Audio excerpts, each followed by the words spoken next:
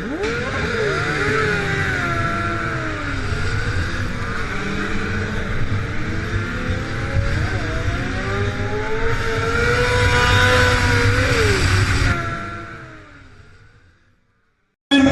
I want to ask you this.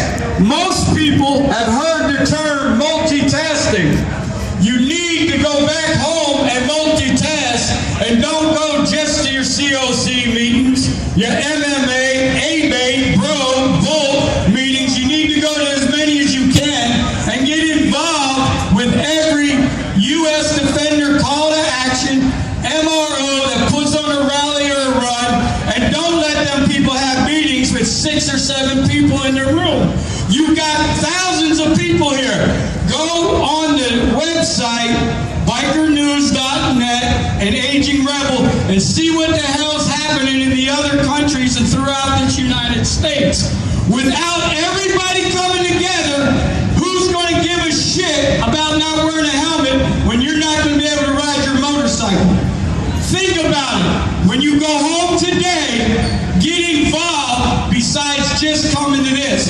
And when you say, what the hell have I done? I've been doing this shit for 25 years with ABA, the Confederation of Clubs, and NCOM. So let's all come together today and stay together and fight for our rights. Thank you. I ain't quite done. I forgot something. I want to thank everybody that helped with this rally, to include those people that didn't think this was going to happen. I want to thank Lori Adams, Ruby Weber. They helped pass information. Bobby, Steve, Coach, Joe. I don't know who else I got involved, but if it wasn't for them, this wouldn't happen. And one more group I forgot to thank that normally don't come is all you metric riders that came and joined us on Great March today. Thank you. And when you leave here today, be considerate of your neighbors and have a safe journey home. Thank you. People to vote. All right, let's vote. You got to vote. Vote these people out. Put new in. All right, we're going to go ahead now. Representing the Southern California Confederation of Clubs, Tombstone.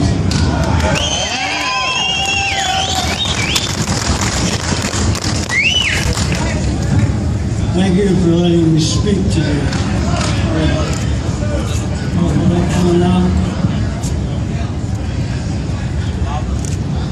Happy New Year! I am impressed by all of you that showed up today. This is the best turnout I've ever seen at the state capitol, ever. Give yourself one more round of applause.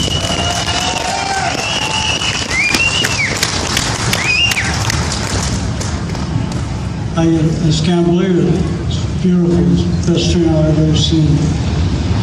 There's been some great speeches today. They've covered everything I was going to say in my speech. So, except for one thing. You know, if you look around, if you look at the guy standing next to you, the guy behind you, we have more similarities than we have differences.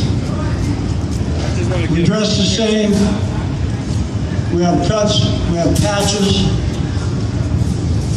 Most of us ride Harley, some of us don't. But today, this is the Unification rally. You got a throttle in your right hand, you should be here, and look at how many people are here.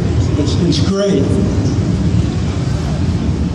But one thing hasn't been brought up today is there's an ongoing case in our federal courts right now involving one of the clubs that's a member club in the Southern California Confederation of Clubs.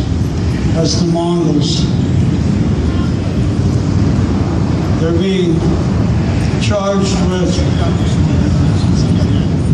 charged with being instead of a motorcycle club, being a criminal enterprise, an ongoing criminal enterprise. If the feds are successful in finding them guilty of that, then they will go for their patch and try to take their patch away from that club. If they are successful with that and put the law on the books, the next thing they do will be go down the list of all the recognized motorcycle clubs in the United States. We don't want to see that happen. I don't want to see that happen, and I know you don't want to see that happen. So I'm going to be working as close as I can with the other confederation of clubs in California to see if we can all put our heads together and come up with some ideas where we can help them fight this battle in court, because none of us want to see it happen to them, because we don't want to be next. And a turnout like this today tells me that we're all going to be willing to work together and help them. I think we're off to a real good start for 2014 with a turnout at the state capitol like this. I think it's going to be a real good year. I think we're going to break records as far as working together and becoming a force to deal with politically in our state, and I think across the country. The other confederations are doing the same thing. All I can say is I saw a t-shirt back here. It said, "Together we stand, divided we fall." I think that pretty much says it all. Let's stand together. Thank you.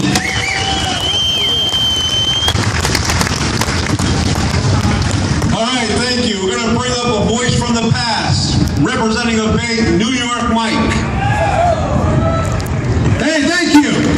Thank you, everybody, for being here. I want to say something. We've been fighting for freedom for a long time. January 1st, 1992, the California helmet law went into effect, and that is fascism beyond a doubt to anybody that has a half a brain. So I want to thank, first off, all the veterans out there. How many veterans out here? Yeah! On behalf of me as a veteran and all the veterans out here, I want to say something to all you guys and women who are not veterans. Thank you! That's what we fought for you coming up here today. When I came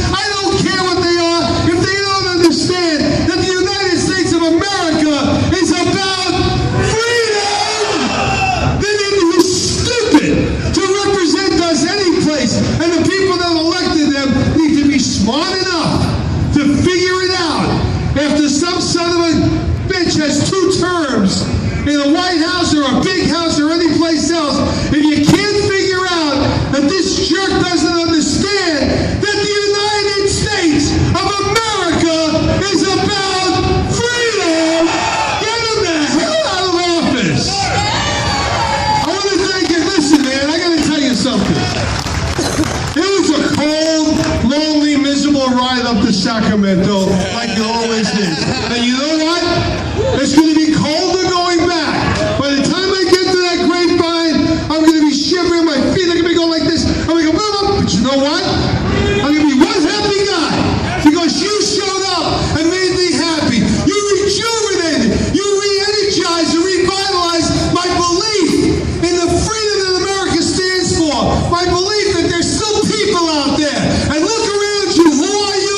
You're a bunch of patch holders. And God bless you because you are the backbone of the lifestyle that we love. And I can't thank you enough. The patch holders and the clubs, and if anybody out there who understands motorcycling and is making money on this lifestyle doesn't get that they should appreciate you and thank you, then they're idiots too. And they can join these politicians. So I got to tell you something. My ride back home is going to be cool, man. It'll be freezing cold. It'll be warm and wonderful because I'll feel the freedom that you guys give me. My belief in the United States of America, because the United States of America stands around the world for what? For freedom! You're damn right. Thank you. And God bless America. Way to go, Mike! I want to tell you that whether you're a veteran or you're a non-veteran, every single one of you are an American patriot. And we're here because we don't want the government involved in every aspect of our life. We don't need the government to tell us how we can ride. We don't need the government to tell us what we can eat or what we can wear. You guys are what makes me proud. I'm a Vietnam-era veteran, and I'm proud to be associated with each and every one of you. From the Hells Angels to the American Legion, you guys are the patriots. We're going to save this country, and it belongs to you, and we need your support. We need to say no to further government regulation. We need to keep them out of our lives. Amen. You are my brothers. You are my sisters in arms and in peace and in freedom. I love all of you guys. Thank you for being here. Amen, brotherhood.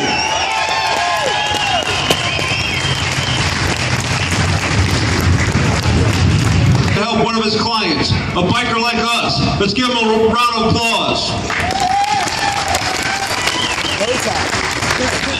I'll be short. This country was founded by people that acted, not people that watched. And thank you so much for being here. What's important with these cases? We're fighting the government, we're filing these lawsuits, we're fighting for your rights. What's important with these cases is you need to know your rights and you need to exercise those rights. You need to understand what to do and what not to do. And you have to videotape everything, absolutely everything. If you see the police doing something wrong, take out your cameras, write it down, document it. Because with that evidence, we can fight for you and we can fight for those freedoms. So thank you and God bless you. Thank you very much. And now we have representing street motorcycle clubs are not street gangs, Bobby Tabaldo. Thank you, Joe. Thank you, everybody. Normally they leave the best for last, but unfortunately for everybody here, I drew the short straw. And I'll try to keep it succinct today. I'm Bobby Tabaldo, representing the Northern California Confederation of Clubs, U.S. Defenders, and motorcycle clubs out of street gangs out of Oakland. And I want to begin by thanking everybody for coming to today's rally. Unification, by definition, is the process of being united or made into a whole. Thomas Jefferson once said, "I know no safe depository of ultimate powers of the society, but the people themselves. And if we think them not enlightened enough to exercise their control with a wholesome discretion, the remedy is not to take it from them, but to inform their discretion by education. This is true correctness of abuses of constitutional power."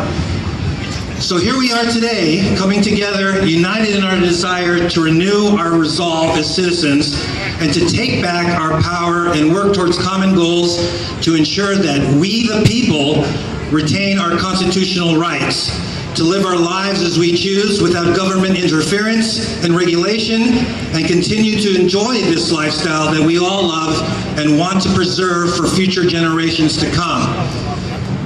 But in order to do this, we must all take personal accountability for defending our rights, where everyone commits to a level of engagement in all areas of this movement, to become more proactive, to become more vigilant in our efforts, and never fall prey to apathy or conditioning by mainstream media and or our government. So by me closing this rally, I wanted to make sure everybody walks away from here with a sense of what many of us in the motorcycle community feel are our biggest issues facing us today, and what we can all do together to continue the process of ongoing communications, education, and organizing activities as part of the larger framework within our civil rights movement. Now, although this rally serves a purpose today, it is only a tool, a means to an end, and not an end itself.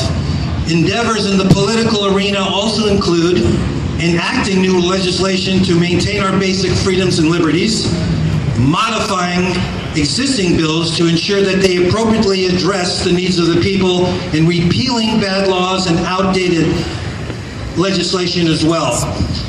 There are many things that we can do together to improve the quality of our lives, because the government will not rest until they regulate every facet of it. Now, modeled after a 2011 Washington state bill condemning the practice of motorcycle profiling, we here in California have a similar language within an unbacked bill currently that we need a legislative author for. In it, it defines motorcycle profiling as the illegal use of the fact that a person rides a motorcycle or wears motorcycle-related paraphernalia as a factor in deciding to stop and question, take enforcement action, arrest, or search a person or vehicle without a legal basis under Constitution of the United States or California state constitution. Now, motorcycle rights organizations with their paid lobbyists will, I hope, this year, help us push this bill. But if everyone here is a lobbyist, and it is incumbent on all of us to persuade our local legislators to support legislations that favors us as their constituents. Now I'm going to talk about a couple of specifics. Senate Bill 350. This is Senator Jim Beal's bill looking to regulate the practice of lane splitting here in California. And it's currently active in the Senate Transportation and Housing Committee. Senator Beal told me specifically, face-to-face, that his intent was to let this bill die, yet it still lives. The CHP, as part of a statewide driver education program, put guidelines together last year, which many of us feel are not necessarily unreasonable. But adding a law to attempting to codify it into law, in my humble opinion, is unnecessary and opens the door to interpretation and more issues both on the streets and in the courts. If there's any merit to recent reports and studies regarding lane splitting, more time is required for the proper due diligence before considering such proposed regulations. In the meantime, we want this bill to be killed outright. National Highway Traffic Safety Administration national campaigns promoting reflective gear, motorcycle plate recognition, and other examples of our government attempting to bring the U.S. in line with European regulations as part of a UN treaty called the Global Harmonization of Motorcycle Manufacturing Standards. Presently, these are not in legislation, but they will eventually come. Back in 2011, the French government was looking to enact similar legislation or mandating reflective gear. 100,000 bikers from all over that country came together in protest and literally paralyzed the nation. We might have to do something like that here as well if they think they're going to shove these type of laws down our throats. California alone has over 1.2 million registered motorcycles in the state. The issue is limiting 3 riders or less. Again, no known legislation currently pending on that. However, the rumor is very strong, and there are real concerns that this too will come at some point. California California definition of a street gang, which applies basically to everyone, not just motorcycle club. It states, a criminal street gang is defined as any organization or group of 3 or more persons, whether formal or informal, which 1, has the continuity of purpose, 2, seeks group identity, and 3, has members who individually or collectively engage or have engaged in a pattern of criminal activity. That's true. Now, law enforcement agencies within California, through my personal experience and observation, at random times have threatened to split riding groups to 3 or less per group during motorcycle runs without the proper permit. In further support of this, laws of this nature have been passed in other countries and are being considered yet in others. Australia is the most blatant example. They have what's known as called the Vicious Lawless Association Disestablishment or VLAD Act of 2013. It institutes the 3 or more definition as a generalized justification for arrest and conviction. It also has enhanced penalties for association with motorcycle club members outlawed by the states. And if that wasn't enough, we've got issues around a lot of different other things. Veterans of all, for Pete's sake, veterans as threats to national security, and veteran motorcycle clubs being labeled as criminal gangs.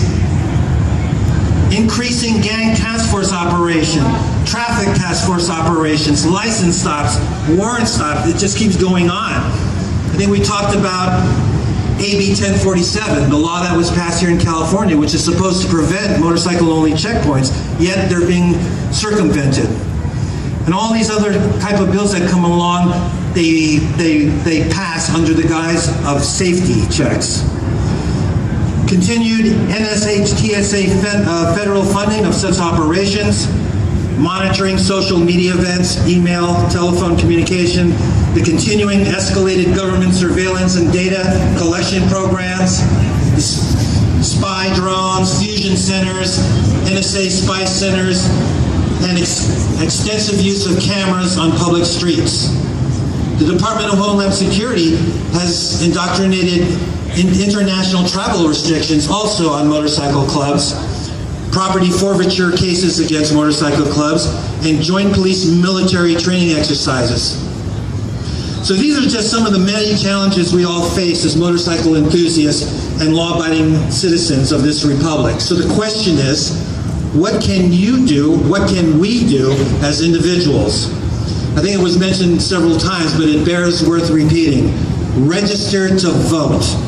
Even though motorcycle riders represent a small percentage of the voter base, if we organize and act together, we are a formidable force to be reckoned with.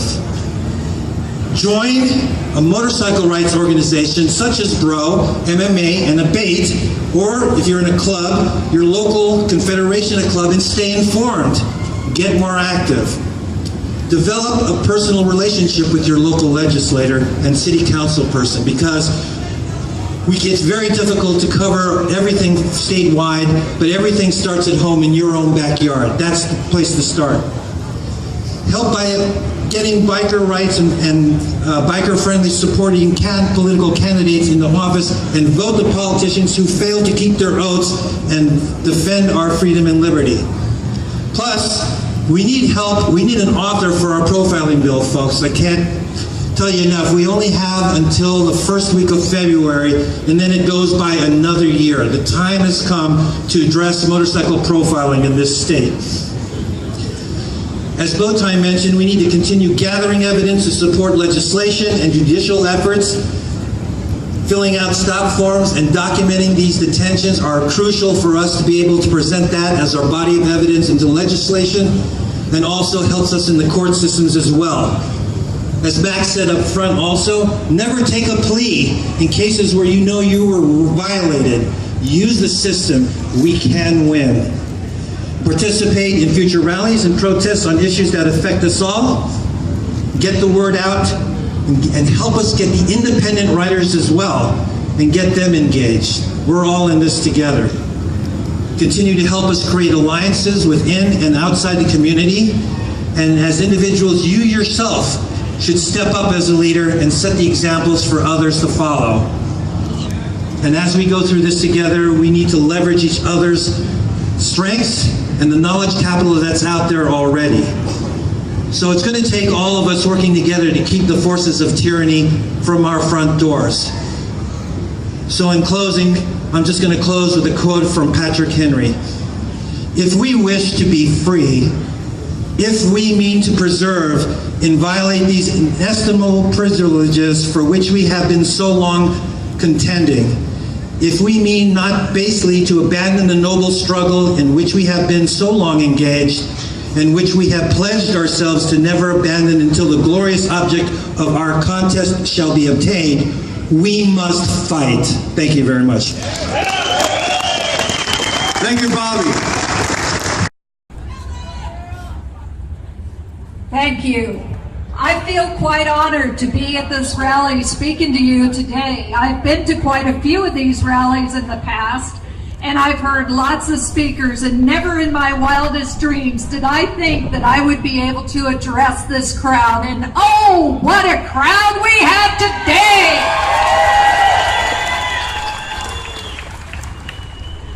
I come representing Central California Confederation of Clubs, but I'm also the U.S. Defender for the Central California Confederation. And I kind of wanted to speak to you a little bit about what that is. But I have to take note, I think, am I the only female speaker? Well, then I'm representing all the women bikers in the crowd. Give it a shout out, ladies! Woo! Hot damn. So, anyway, I am proud of all of you guys for coming out today, and I just wanted to tell you that, you know, everybody takes a journey to get here. Mine is a little different than probably yours, but I'm a storyteller, so you're just going to have to bear with me so I can tell you a few tales.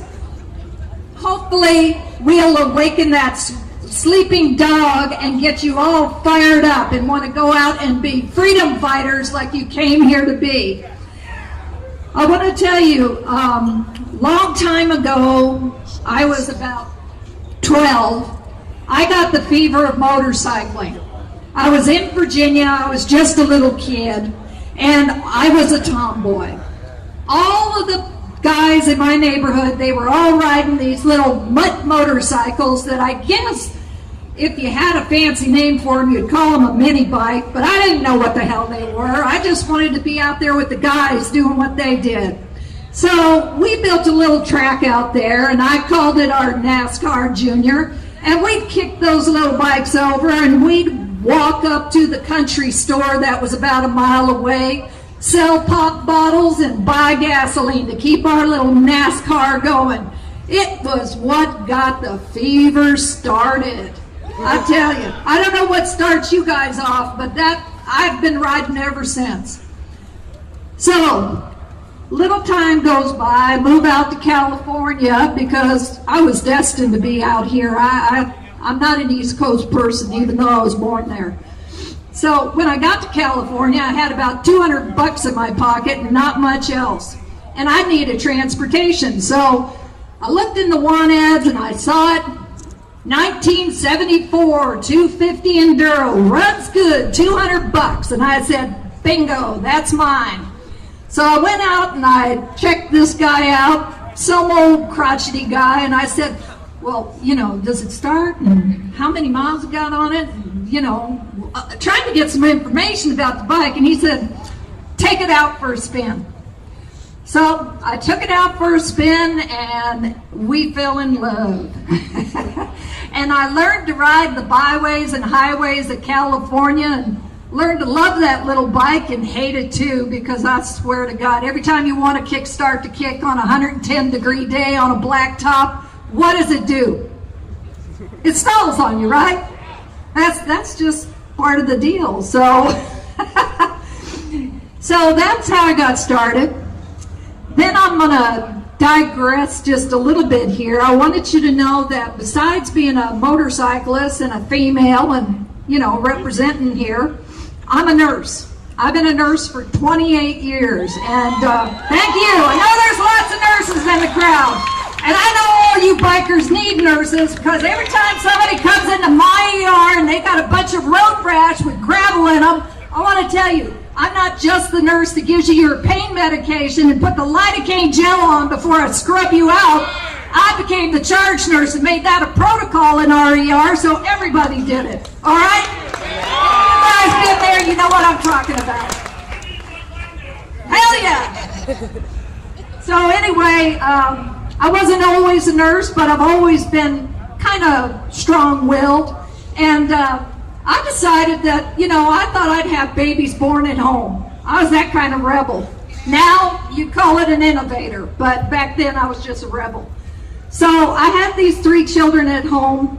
Wonderful midwives supported me, and I was thrilled, breastfeeding, all that stuff.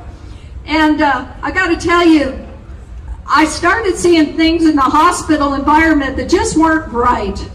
And so I volunteered. Yes, volunteered. That was my first step into the foray of any kind of legislative, political action. I sat on the Merced County Commission on the Status of Women. And when they had their little talks throughout the state about this problem, California had very low infant, we had a high infant mortality level at that time. It was the 70s and the 80s. And so they did these little talks throughout the state to get everybody's input. And I sat in on those talks, and I gave testimony at one of these, and it led to changes in the way the state of California did health care for pregnant women and children. And now our infant mortality is much lower. We have greater numbers. And I got energized because I knew that what I did stepping forward actually helped. So now I'm going to step forward to about 10 years ago. My kids are all grown, and I wanted to have a little bit more fun than just riding around by myself. I wanted to do some more interstate travel.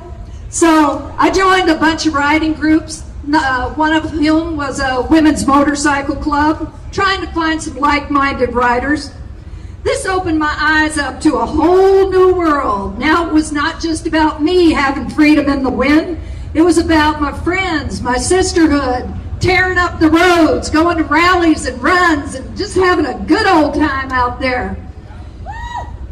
My first experience, personally, with police harassment was when we sponsored the Ladies of Laughlin Run in 2005. I thought that was a good thing. It was a breast cancer fundraiser and a bunch of ladies getting together, and we all had our cuts on, so what? Big deal. We ain't hurting nothing.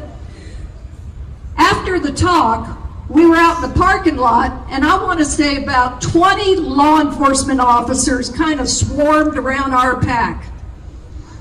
Well, we didn't like that. So we kind of took our time, figuring maybe they'd get tired of watching us and just kind of go away. They didn't. And even when the old Ironhead Sporty wouldn't start, they were still hanging around with us. So after a couple of hours, we took off. And don't you know that those LEOs followed us in the front and the back and intermingled into our pack? This women's club riding out of Laughlin, no tickets were issued. No warnings were issued. We had committed the crime of riding while patched in their nice little town, and they didn't like that. At that point in time, I knew that I had to get more involved. So I was part of the bigger biker community at this time, and then in Fresno, we had decided to start building up our COC again. It had kind of gone by the wayside. So I wanted to be in on the ground floor because of my experiences. I wanted to give back to those who had helped me along the way. And I've always been kind of the ethic that if you can do, you should do, because there's so many who can't do or won't do. So if you got the power within yourself, you should use that power. So I went to these COC meetings, and the AIM attorneys were always there giving us the global picture. I appreciate that. I took home those thick packets. You guys know those thick packets I'm talking about that AIM gives at those meetings every month? Well, I'll tell you, I'm one of those anal type people that I'd read that shit from cover to cover. And then I'd digest it, and I'd come back to the next meeting and I'd speak about what I'd learned because, well, hell, hardly anybody else was saying anything. So I was like, let's do this. We're together. We got a rabble rise. Let's do it.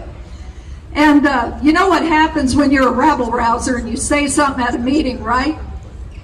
They give you a title. So that was about 4.5 years ago or so, and I've been the U.S. Defender ever since.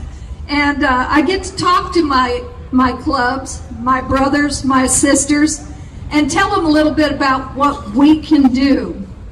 So how does it work?